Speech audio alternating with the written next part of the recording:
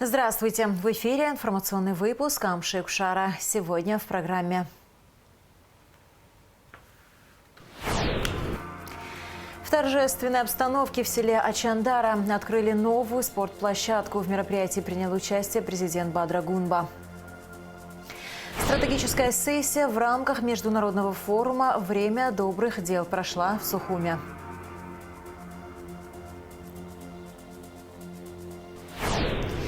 Долгожданный спортзал открыли в 12-й средней школе города Сухум. Его не было здесь более 30 лет.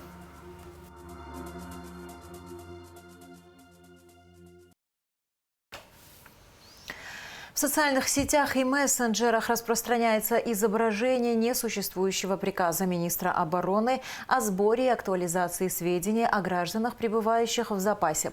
Минобороны Абхазии официально заявляет, что распространяемый текст является подделкой и не имеет юридической силы. Минобороны просит граждан ориентироваться только на официальные источники. В 2025 году освобождено более 300 населенных пунктов в зоне СВО. Владимир Путин подвел итоги спецоперации на расширенной коллегии Минобороны России. Он подчеркнул, что российская армия завоевала и прочно удерживает стратегическую инициативу на всей линии фронта. Путин также заявил, что цели СВО в любом случае будут достигнуты либо дипломатическим, либо военным путем. В этом году уже освобождено свыше 300 населенных пунктов, в том числе крупные города, превращенные противником в укрепленные узлы, насыщенные долговременными фортификационными сооружениями. Они не устояли, оказались бессильными перед мужеством и воинским искусством наших бойцов. Занятые позиции, созданные за последние месяцы плацдармы и, конечно, полученный в боях уникальный тактический и оперативный опыт прорыва глубокой обороны противника позволяют наращивать темпы наступления на стратегически важных направлениях. Мы гордимся подвигами наших солдат и офицеров, сражающихся на передовой. Всех, кто защищает Россию, безопасность наших граждан. Служба госбезопасности Абхазии предупреждает граждан республики об активной деятельности украинских спецслужб в интернете и призывает своевременно сообщать в соответствующие органы о подобных случаях. В торжественной обстановке в селе Ачандар открыли новую спортплощадку. В мероприятии принял участие президент Бадра Гунба, а также вице-премьер, исполняющий обязанности председателя Госкомитета по делам молодежи и спорту Тараш Хакба, министр просвещения Хана Гунба, депутат Народного собрания Лиса Гулария, школьники и сельчане. Встречают почетных гостей главу государства народными танцами. Школьники в ярких национальных костюмах задали торжественный тон. Во дворе Ачандарской средней школы открыли многофункциональную спортивную площадку. Ленту разрезали директор школы Джон Аджуба и депутат Народного собрания Алиса Гулария. В Ачандарской средней школе более 50 учащихся. Теперь у них есть все условия, чтобы заниматься любимыми видами спорта – баскетболом, волейболом и футболом, а также проводить уроки физкультуры на свежем воздухе. Новая спортивная площадка стала местом притяжения школьников и для многих может стать шагом к новым победам. С открытием площадки поздравил президент Бадра Гунба. Он подчеркнул, что одна из главных задач государства – сохранение сел. И в других селах государство в меру своих возможностей проводит такие мероприятия.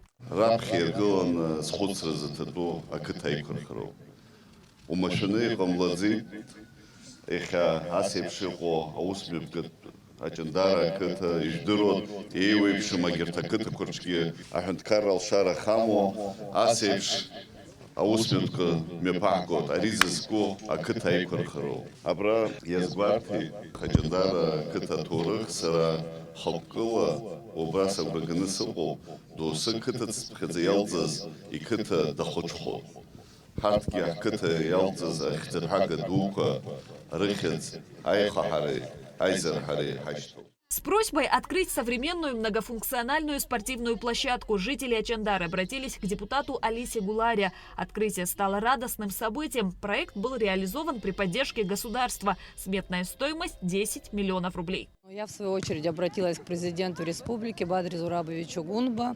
Ну, конечно же, он сразу поощрил нашу просьбу. И сегодня у сельских детишек есть возможность проводить свой досуг, тренироваться на этом футбольном поле, играть в волейбол.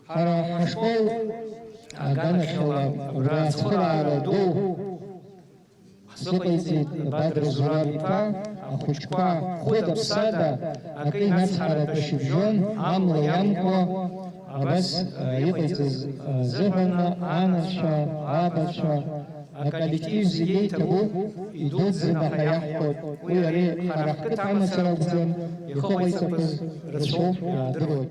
Площадка соответствует современным требованиям. По словам начальника УКС Демира Гамисони, аналогичных площадок по республике около 5. На текущий момент работы по всем объектам завершаются. Работы проводились в рамках реализации перечня бюджета Республики Абхазия. Работы были начаты сравнительно недавно, 2 месяца назад. Подрядной организацией выступала госкомпания СМУ-1, компания Апснаргылара. Работы выполнили очень качественно. В процессе выполнения работ было принято решение о замене ограждающих конструкций, так как здесь была предусмотрена 3D-сетка, но учитывая то, что это очень некачественный материал, было принято решение о замене и устройстве капитального забора. Алиса Гулария передала школьникам мячи. Учащиеся поделились своими впечатлениями от спортивной площадки. Мы занимаемся волейболом, нам очень нравится. И мы очень рады, что нам построили поле. После уроков мы будем приходить и тренироваться. Национальные танцы, песни и стихи на родном абхазском языке подарили собравшимся море положительных эмоций. Школьники создали теплую и душевную атмосферу и объединили участников торжества разных поколений. Шазина Ханагу, Фатима Гергия, Джамбул Чхапеля, Абхазское телевидение. Стратегическая сессия в рамках международного форума «Время добрых дел» прошла в Национальной библиотеке имени Папаскир. В рамках форума с 16 по 18 декабря в 3 городах республики – Сухуми, Очимчирит, Хварчаля – прошли презентации проектов НКО «Без границ» и нового грантового конкурса ДВФМ. Цель встречи – создать пространство для активного взаимодействия и вдохновения, которое позволит каждому участнику выработать конкретные шаги для воплощения своего видения социальной активности. Организаторы акции в Абхазии, представительство Россотрудничества в Республике Абхазия совместно с некоммерческой организацией «Искра». Аилита Арутюнян расскажет подробности. Форум «Время добрых дел» – это международный проект Россотрудничества, направленный на развитие партнерских отношений между российскими и зарубежными некоммерческими организациями, также реализацию совместных социальных инициатив. Проект стартовал в 2022 году. В рамках форума ежегодно проходят мастер-классы, круглые столы, тренинг для международного обмена опытом.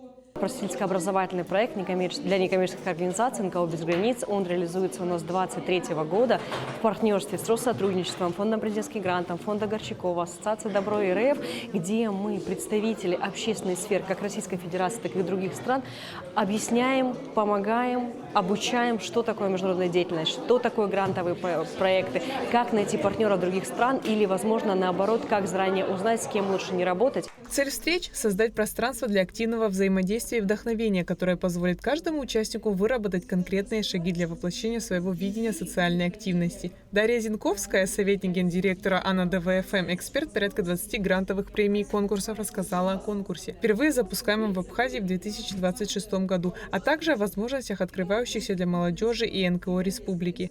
Сейчас много возможностей, где можно получить грантовую поддержку, реализовать свои идеи, найти финансирование для своих идей, но самое главное этим пользоваться. Потому что возможности могут быть, если мы не воспользовались, это, к сожалению, наше упущение. И вот мы сейчас также продолжим рассказывать про новый грантовый конкурс, который состоится в следующем году. Он будет проводиться дирекцией Всемирного фестиваля молодежи, в котором могут принимать участие молодые люди, иностранцы от 14 до 35 лет, и также организации, представленные непосредственно в других других странах.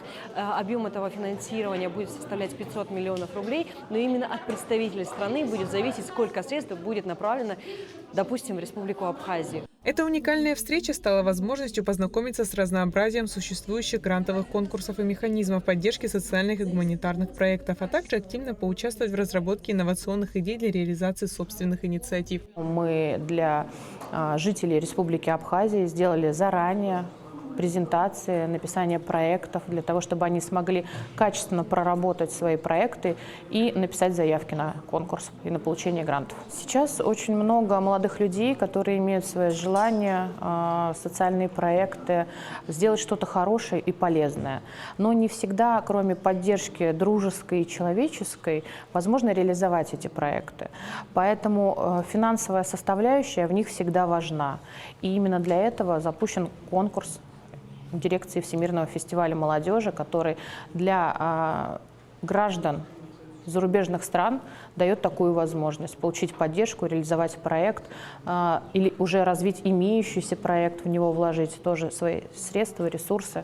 В рамках форума с 16 по 18 декабря в 3 городах республики – Сухуми, Ачамчире и Ткварчале – прошли презентации проектов НКО «Без границ» и нового грантового конкурса ДВФМ. Организаторы акции в Абхазии – представительство Россотрудничества в Республике Абхазия совместно с АНО «Искра», Айлида Аручнян, Налачхинджерия, Рамукамке, Абхазское телевидение. Что было достигнуто в сфере культуры за 2025 год? Каковы приоритетные направления у министерства на следующий год? Министр культуры Даур Ковия в интервью абхазскому телевидению подвел итоги уходящего года и рассказал о планах. Смотрите полное интервью сегодня после вечерних новостей. Также его можно посмотреть на нашем канале на YouTube.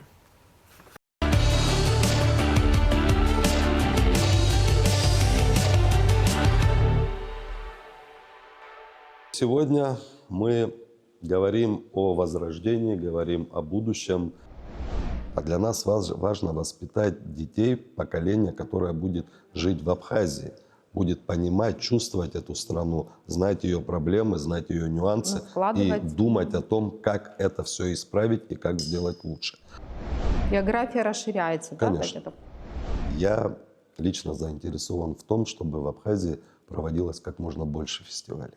Потому как Абхазия, она является тем местом, которое способствует развитию подобного рода мероприятий. И чем больше международных фестивалей мы будем проводить здесь, в Абхазии, тем содержательней и насыщенней будет наша культурная жизнь в стране. Буквально недавно труппа Абхазского государственного театра как раз-таки в рамках этих гастролей она с большим успехом выступила в Уфе, представив одну из постановок. И спектакль прошел при аншлаге, зрители были довольны, и, да, наверное, вот это вот начало, оно, конечно, оно даст нам возможность в 2026 году, мы так рассчитываем, что наши коллективы смогут в большей степени принимать участие и выступать на площадках в России. В ходе встречи с заместителем министра культуры господином Малышевым была достигнута договоренность о том, чтобы мы могли в рамках большого всероссийского гастрольного плана, наши коллективы получили возможность участвовать и представлять свое творчество на концертных площадках России. В целом я хочу сказать, мы сейчас сделали акцент на музее имени Лакоба, но у нас сегодня проходит сотрудничество между Нижним Новгородом и Сухумом. В рамках этого сотрудничества тоже реализуется проект в Музее боевой славы. Там также будет представлена новая экспозиция, будут представлены новые интерактивные панели, чтобы немножко по-другому представить, по-другому имеется в виду в новом виде, представить ту историю, которая у нас была. Она будет более живая, более динамичная, более интересная, более современная, наверное. И мы акцент хотим сделать именно на это, чтобы в музей было очень интересно приходить, чтобы в музее наши дети, наше поколение понимало, как мы пришли к сегодняшнему дню, что этому предшествовало. Планов на использование этих двух площадок очень много. Они действительно востребованы. И я уверен, что наличие двух этих залов, оно даст возможность и очень хороший импульс для продолжения художественного дела в Абхазии. У нас растет большое количество молодых художников, и эти два зала, они действительно будут способствовать развитию и процветанию этого направления. Все будет хорошо, главное не лениться, народ у нас потрясающий. Что касается творчества и культуры, знаете, это то направление, которым мы всегда гордились. Нам есть что показать миру, и на самом деле мы это делаем с большим успехом.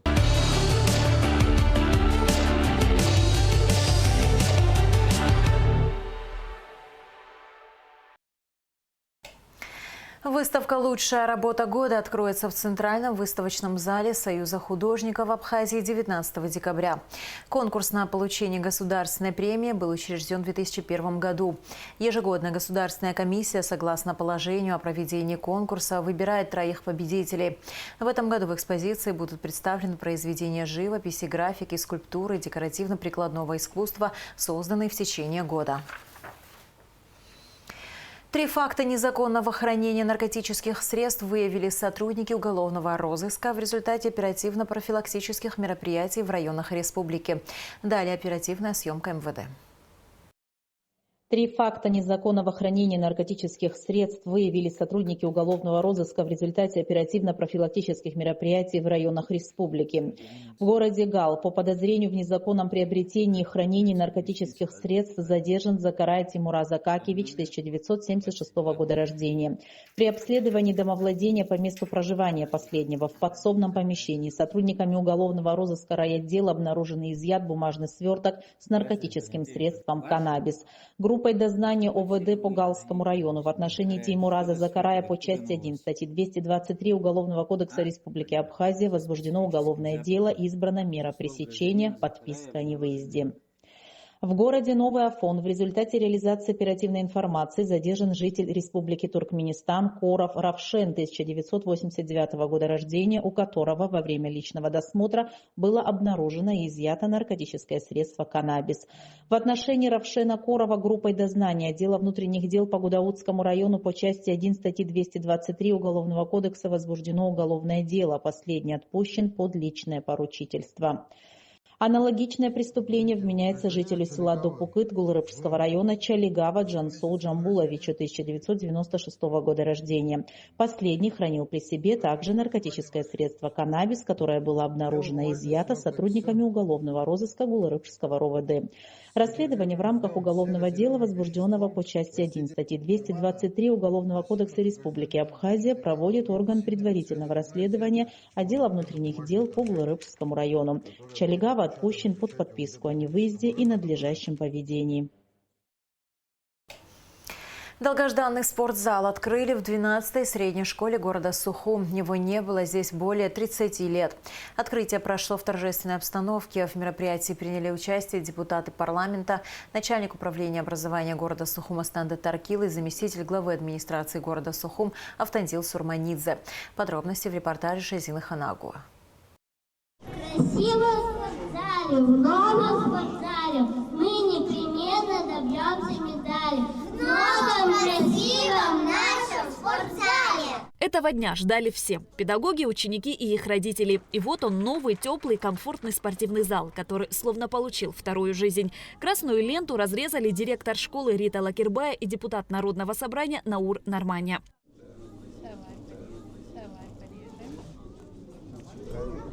В 12-й средней школе на маяке спортивного зала не было долгие послевоенные годы. Во время Отечественной войны народа Абхазии школа находилась в зоне боевых действий. Здесь размещалась грузинская часть, и здание школы было почти разрушено, в том числе и спортивный зал. За эти годы школу удалось восстановить, однако спортзал только сейчас. И сейчас, благодаря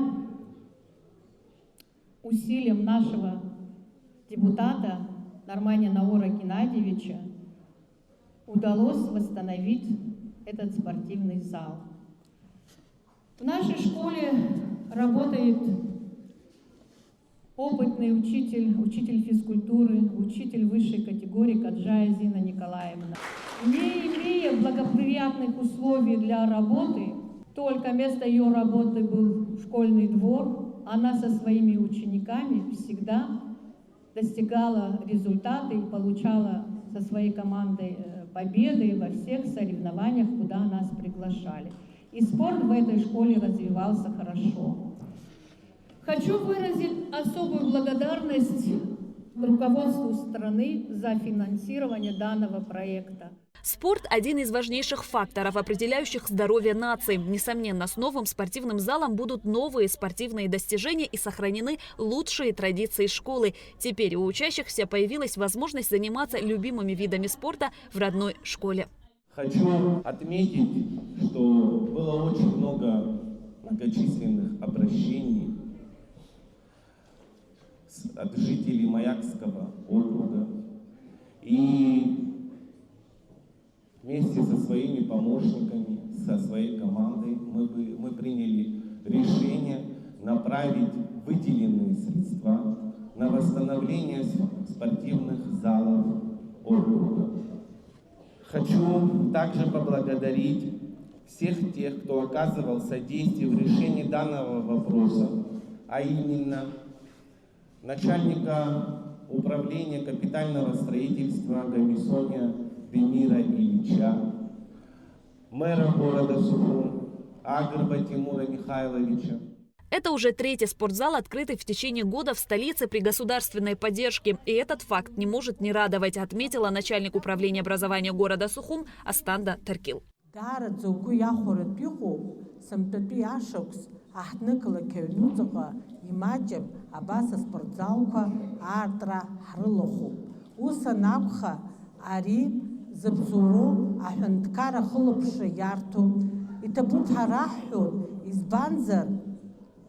Вежеве башуксацот, а живе для школы джин, а бирджира, а уроку метргут, а бирджа. Уяневсим да дарадзе, и мать мауску юхацу, а живе для бжара для школы джин. А дуджин ядерта зиждеру, а секцию хами пыргу, а спортплощадка, уизухунге и табутха хюн. Усанакха, и сышуксич йод, ари школы джин, ари аматар уядаге.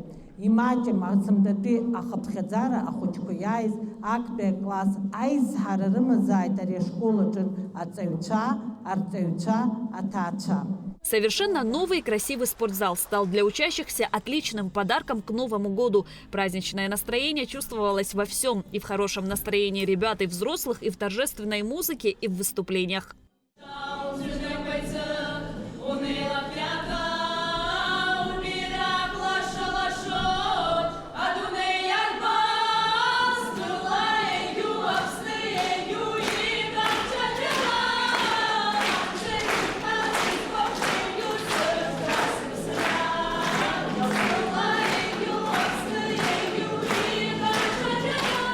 Ремонт спортивного зала – прекрасная возможность для улучшения здоровья и досуга обучающихся. Спортзал уже зажил своей обычной шумной жизнью. И кто знает, возможно, кто-то из этих ребят прославит родную школу, став известным спортсменом. Шазина Ханагу, Алхас Псардия, Раму Камке, Абхазское телевидение. Проезд в Кадорское ущелье полностью перекроют в дневное время с 19 декабря, сообщает пресс-служба УКС. Ограничения вводятся в связи с ремонтом в туннеле. Работы завершатся до 2027 года и пройдут в два этапа. Сначала восстановят сам тоннель, а затем дорогу вокруг него. И в завершении выпуска о погоде. В пятницу, 19 декабря, в Абхазии ожидается переменная облачность, преимущественно без осадков. Местами возможен туман. Температура воздуха ночью 1,6, днем 7-12 градусов. Температура морской воды 14 градусов.